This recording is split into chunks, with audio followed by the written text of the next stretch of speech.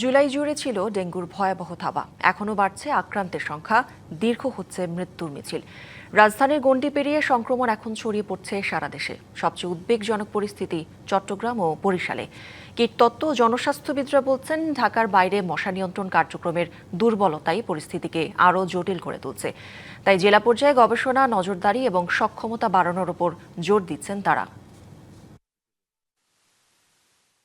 বিভিন্ন বিভাগের হাসপাতালগুলোতে বাড়ছে ডেঙ্গু রোগী। এখন সংক্রমণের অন্যতম হটস্পট বরিশাল ও চট্টগ্রাম বিভাগ। পিছিয়ে নেই খুলনা, ময়মনসিংহ ও রাজশাহী বিভাগও।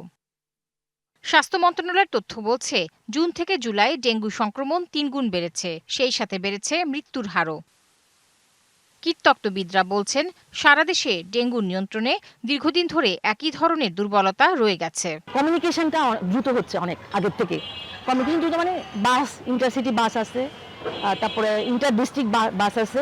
এই বাসগুলোর মাধ্যমে বা আমাদের যে পরিবহন ব্যবস্থা, তার মাধ্যমে কিন্তু মশাগুলো এক জায়গা থেকে অন্য জায়গায় দ্রুত চলে যেতে পারছে এবং তারা তাদের কমফোর্ট জোন তৈরি করে নিচ্ছে। কালার এক্সপার্ট ডার্ক স্যাপ এবং মাইল্ড অন হ্যান্ডস টেকনোলজি সমৃদ্ধ অরিক্স অ্যাডভান্স ডিটারজেন্ট পাউডার আপনার লন্ড্রি এক্সপার্ট। ওখানে এখনো ওরকম করে কাজ শুরু করতে পারে নাই সিটি কর্পোরেশনগুলো, যেভাবে বড় শহরগুলোতে সিটি কর্পোরেশন সজাগ হয়ে তাদের বিভিন্ন কার্যক্রম চালাচ্ছে। সারা দেশের ডেঙ্গু প্রতিরোধ ব্যবস্থা নিয়ে হতাশ চিকিৎসকরা। তারা বলছেন, যথাযথভাবে বাস্তবায়ন করা হয়নি বিশেষজ্ঞদের সুপারিশ। ঢাকার বাইরে মশক নিধন কার্যক্রম নেই বললেই চলে। নাম কাস্তে হয়তো একটু ফগিং হয় এইটুকু, বা কোথাও কোথাও তাও হয় না।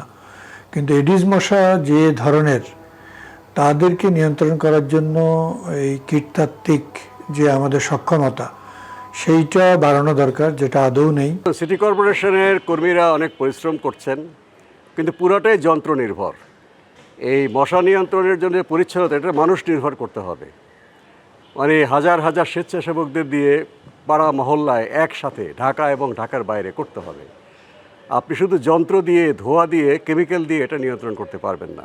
তারা জানান, জনগণকে সম্পৃক্ত করে সমন্বিত উদ্যোগ না নিলে ডেঙ্গু নিয়ন্ত্রণে আসবে না। Tahsina Jesy, DBC news, Dhaka.